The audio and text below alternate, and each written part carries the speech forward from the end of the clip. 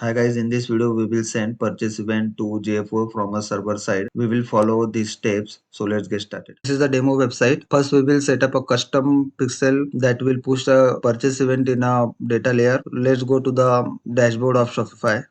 We have to click on a setting, then go to the customer event, click on add custom pixel. I have already created this pixel. So first we have to give the name here, GTM purchase event. I will delete this code and I will copy the code from here. So we have to paste here. We have to replace this GTM ID with our web container ID.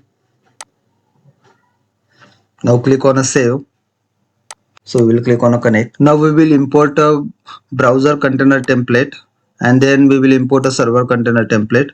So let's go to the admin, click on a import container, select a file that is a browser container. Now click on add to workspace. Now we will import a server container.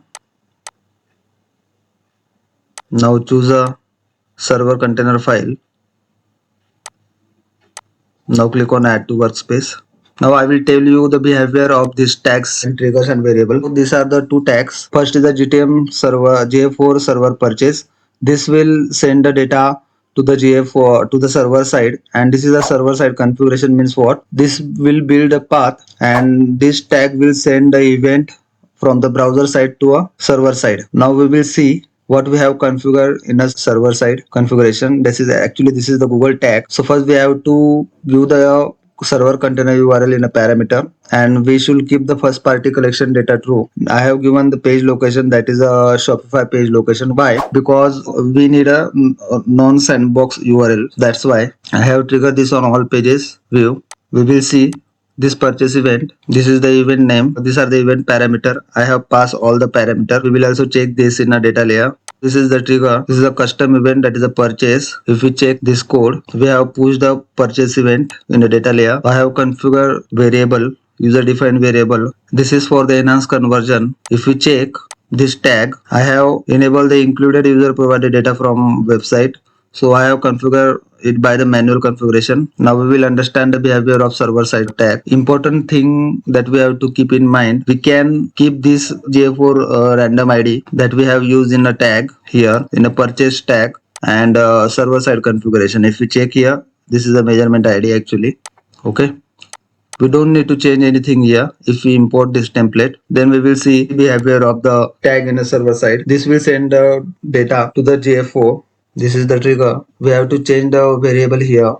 That's why I have written here change it. I have already changed it. This is the ID. You have to keep your analytics measurement ID here. Now we will publish both the container. We will give the name GA4 purchase event to server side. Now we will publish this.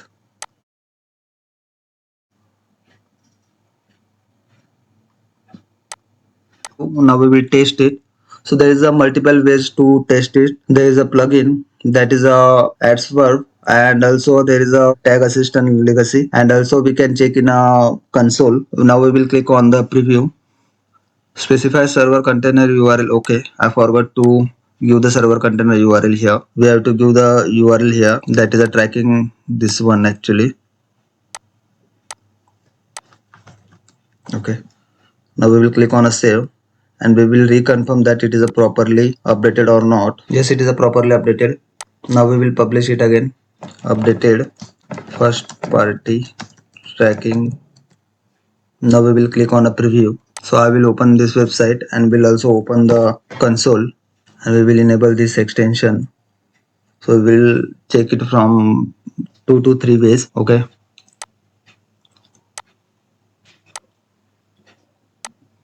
Now we will do the add to cart.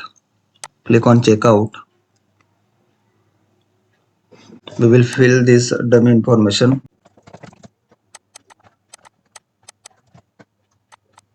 Now click on a complete order. Now purchase event should fire. We will check here. Yes, now purchase event has been fired.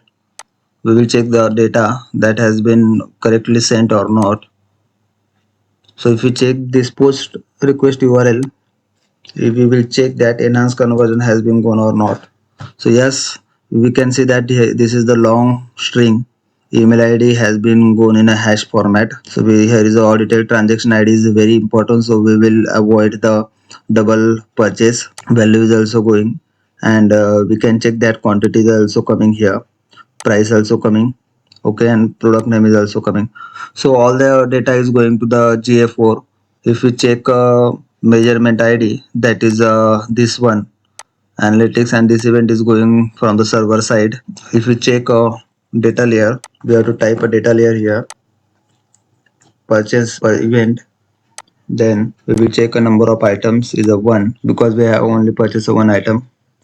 If we check the item parameter, that is item ID, item name, price, quantity, we are sending the data correctly. If you like the video, please share and subscribe the channel, so it helps me to create a more content like this. Thank you.